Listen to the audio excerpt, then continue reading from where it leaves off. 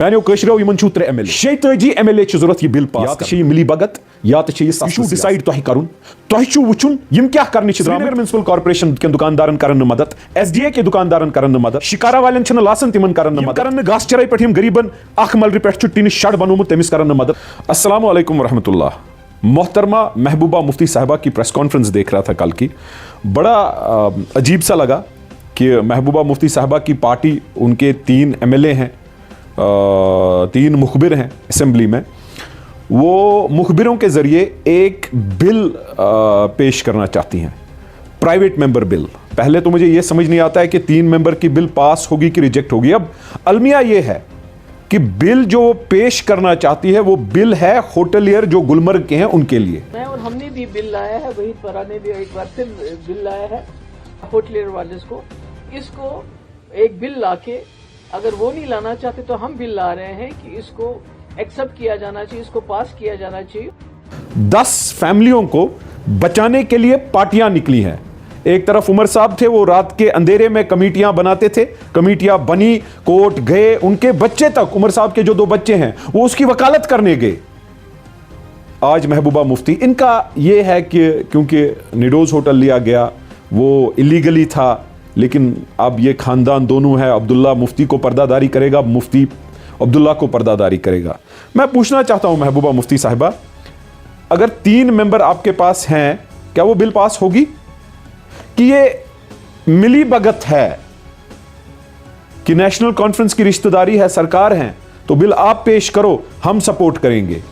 कभी SDA के दुकानदारों के लिए ऐसी बिल पेश की? आप चीफ मिनिस्टर थी, आपके वालिद चीफ मिनिस्टर 2 दफा थे, आप मेंबर पार्लियामेंट थी, जब आपके पास ब्रूट मेजॉरिटी थी, सरकार थी, होम मिनिस्टर आपके वालिद थे, फिर चीफ मिनिस्टर 2 दफा रहे, फिर आप चीफ मिनिस्टर रही, तब क्यों नहीं किया? तब आपने गुलमर्ग का लैंड का ये मसला खत्म क्यों नहीं किया? सजाद साहब सही कहते हैं, it was a milking cow.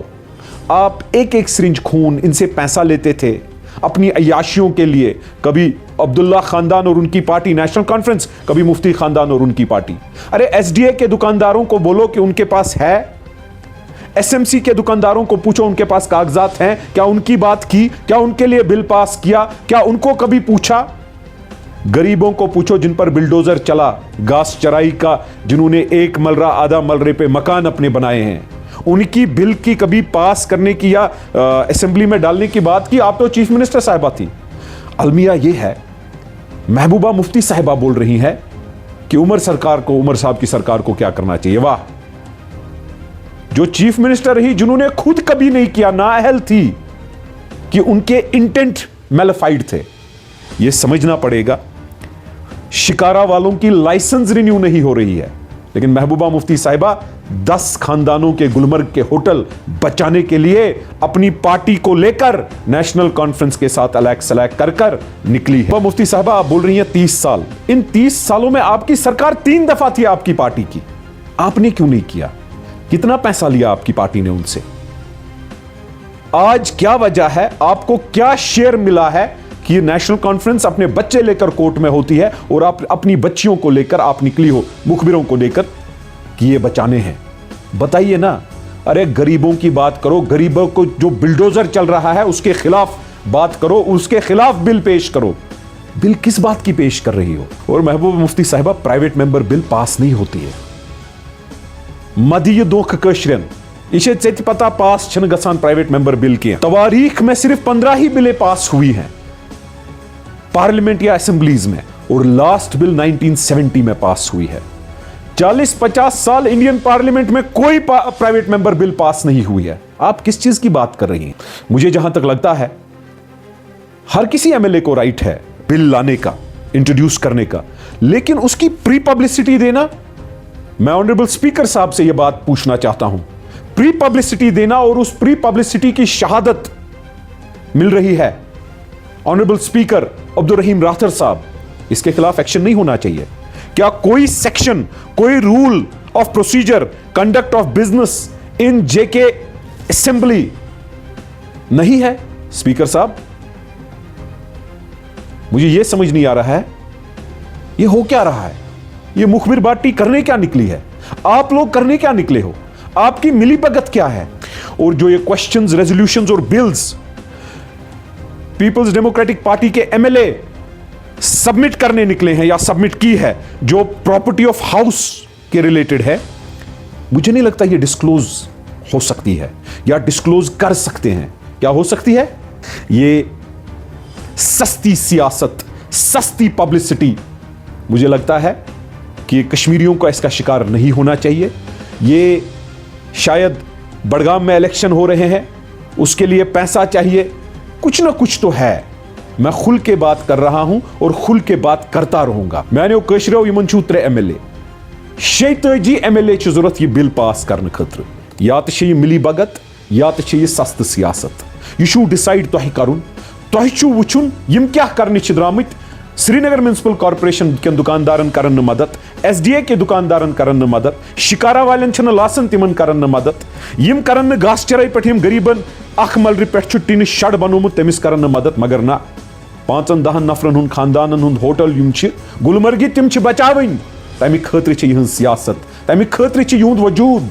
बह छुस सवाल यछान करन इल्तिजा जावेद शाह साहिबा, यम सो कैंपेन करे एल्कोहलिच सो लिकर बैन, क्या तमिज बिल गया पेश? महबूबा मुफ्ती साहिबा दस्तखत हो गए, 2-4 दिन के बाद वो चैप्टर क्लोज हो गया। ये कश्मीरी सब जानते हैं। 16 लाख की बिल जम्मू कश्मीर हाउस जो दिल्ली में है, आप चीफ मिनिस्टर थी, आपकी 2 बेटियां वहां रहती थी। 16 लाख की किस चीज की बिल वहां बकाया है? मैं वाजिया नहीं करना चाहता, लेकिन आप पूछ के देखो, अगर मैं गलत बोलता हूं मैं बिल की डिटेलें दूंगा। महबूबा मुफ्ती साहिबा, शराब की बिल के खिलाफ तो कुछ बोलिए। शराब की कैंपेन जो चली, सिग्नेचर कैंपेन, उसका क्या हुआ? शराब की बिल, शराब जिंदा रहेगा और जब तक असेंबली डिसॉल्व होगी यह जिंदा रहेगा, क्योंकि आप जैसे लोग सस्ती सियासत, शराब से लेकर होटलों से लेकर हर कोई चीज करते हो, कोई खैर खा लोगों के नहीं हो। आपने प्रेस क्यों नहीं उस बिल के लिए किया? आपने क्यों नहीं उस बिल पे जोर लगाया?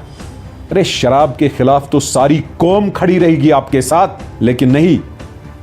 क्या ये जाती है या कोई और चीज है? वाजिया कीजिए। ये डाइवर्जन कर रही हो आप बार बार टॉपिक्स को, इधर उधर उधर इधर। इससे आपकी पार्टी मुखबिर पार्टी जिंदा नहीं हो सकती।